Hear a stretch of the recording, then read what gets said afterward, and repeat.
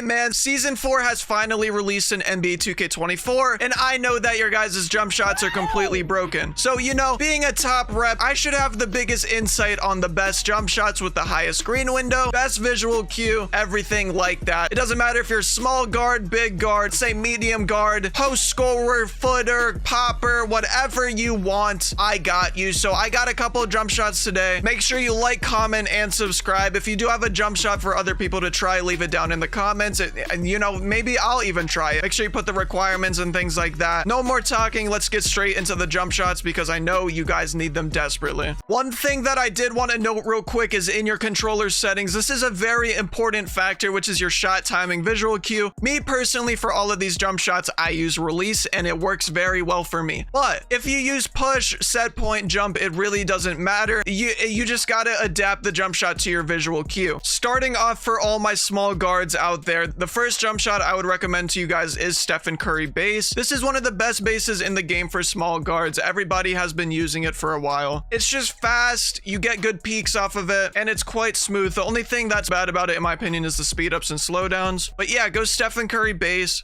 Oscar Robertson release 1, and Luka Doncic release 2. For me personally, I go 3/4 speed with Stephen Curry, but you can try 4 out of 4 with a 60 and 40 blending. Now, yeah, as I said before, Stephen Curry is pretty fast of a jump shot. Me personally, I'm trying to shift towards it now. I'm a huge John Wall user, but it's a little bit too slow for me. As you can see, he has a nice little flick. With me using the release visual cue, I release it exactly after he flicks his wrist. So yeah, it makes it a little bit easier for me to time the shot. The next base that I will recommend to you is if you are transitioning to a small guard from like a 6'6" or something like that where you have T-Mac, you can go ahead and try Allen Iverson base. This is basically T-Mac on a small guard. The only thing about it is that it's kind of slow, but it still works like a charm. Allen Iverson base, and then Oscar Robertson release 1 and 2. Here I have default small as the release 2, but it doesn't matter because Oscar Robertson is 100%. This jump shot is good though. I don't use it as much because I have access to Patty Mills at starter 3, but if you don't have access to it, AI is a very good substitution. You can green over defenders like T-Mac because you get the nice little jump, and if you have badges like Deadeye and Blinders, it should be absolutely no issue for you to green over people. Now, if you like more of the slower jump shots, I would recommend John Wall base. This is what I have been basically using since patch 1. John Wall base, Oscar release 1 and 2. 50-50, the blending does not matter. But John Wall, man, it just hits the spot right. It's nice, slow, smooth. It's really hard to mistime this jump shot, which is why I really like it. And the slowdowns and speed ups are not that bad. As I said before, I have been using it since patch 1, and it's honestly really good. Now, if you are starter 3, I would recommend trying out Patty Mills. This is basically, in my opinion, this is better than T-Mac. It's just you have it on a small guard. So Patty Mills, again, Oscar blending. I do go 3/4 on Patty Mills. 4 out of 4 works just fine, but for me personally, I'm not a huge fan of the fast jump shots. Go ahead and try this out if you're starter 3 and up. Trust me, your life is going to be changed. That's pretty much it for my small guards though. So now I will be showing you guys the big guards. Of course, you know, I'm going to be showing the high 3-point and low 3-point variations. Now, I didn't do this for the small guards solely because I feel like if you're going with a small guard, there's 0% chance that you have a low 3-point rating. So I'm going to start off with the high 3-point. I have chapters at the bottom of the screen if you didn't notice already. So if you are a low 3-point, just go ahead and skip ahead. But regardless, high 3-point, you want to go T-Mac base. Now, if you are a big guard, and I'm talking like tall guard, I'm talking like 6'6" especially, T-Mac is just, it's a whole nother world. You're playing a whole nother game if you can master this jump shot. Right here, we got T-Mac, Oscar Robertson, and Saddiq Bey 50-50. Full release speed and 50-50 blending. This is the jump shot that you see people like 2-Tac, Dynasty, Chalk, any of those guys that use 6'6" builds and they're greening smothered. This is the jump shot that they do use. Pair this up with Hall of Fame Deadeye, and I'm not gonna lie, you might become one of the greatest people in this game. If you do not like Oscar and Saddiq, I do recommend going 3/4 speed, 65% Luka, and 35% Oscar. This is another good blending with 3/4 release speed with T-Mac base. You might as well go ahead and try it out. Now, if you need an alternative, you don't like T-Mac, you're just not the biggest fan of it, you could go Malcolm Brogdon. This is another good base that kind of has the same effect as T-Mac. Your player jumps pretty high and you can shoot over people. You might as well try this out. Full release speed, 60-40 blending, 60% Luka and 40% Oscar. I use this from time to time when I'm on my 6-6 and I feel like I'm just not doing well enough with, you know, T-Mac. So sometimes you just gotta use it. The last and final jump shot I will be giving you for your tall guards that have a high 3-pointer, high midi is going to be Terrence Mann base, Troy Brown release 1, and Kyle Korver release 2. Now, trust the process on this. As you can see, the jump shot, you know, it doesn't look the brightest, but it's chicken, I'm not gonna lie. Full speed on this, 40% Troy Brown Jr. and 60% Kyle Korver. You might as well try this out if you can't use ones like T-Mac or Brogdon, because other than that, you don't really have hope. That's it though for the high 3-point builds. Let's go ahead and go to the low 3-point tall guard builds. Now, my go-to base on low 3-point tall guard builds is always going to be JT Thor. I mean, in my opinion, this is one of the best bases to go if you have a low 3-point. As you can see, I have a 79 3-pointer on the 6-6 build, and I don't really miss with it. So we're going to want to go JT Thor base, full release speed, 45% James Harden, and 55% Evan Fournier. This is gonna get you right, I'm not gonna lie. Whether you're, you know, quick stopping at the wing, shooting a corner shot, you're gonna green it every single time with this jump shot. If you are not a fan of James Harden and Evan Fournier releases, you could go Oscar Robertson and Saddiq Bey. This is also really good. This is good ball. This is right here what you want in a low 3-point jump shot. My last jump shot I'll be giving you guys for the low 3-point build is going to be Ben Shepherd base. This is also another good base for, you know, spot ups, low 3-point guards, things like that. Saddiq Bey release 1 and Oscar Robertson release 2. You want to go full speed on this one with a